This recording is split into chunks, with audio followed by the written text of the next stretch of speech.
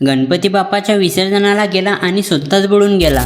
तर मंडळी, कोणी 12ला गणपती बाप्पाचं विसर्जन करते तर कोणी 13ला करते, यात आपण काहीच बोलू शकत नाही, कारण सगळ्याची मनाची इच्छा। यारे सेटिंग किया है। उसके मासूम चेहरे से धोखा मत खाना, एक्टिंग में वो मेरे से भी 2 कदम आगे है। गणपती बाप्पाचं विसर्जन म्हटल्यावर आपल्याला तर जावंच लागते। गणपती बाप्पा जयकार करत आणि वाजत गाजत आलो आम्ही आमच्या गावातल्या नदी। इथं आल्यानंतर आठवणीसाठी बाप्पांचा एक फोटो काढला आणि आरतीची तयारी वगैरे करण्यास सुरुवात केली।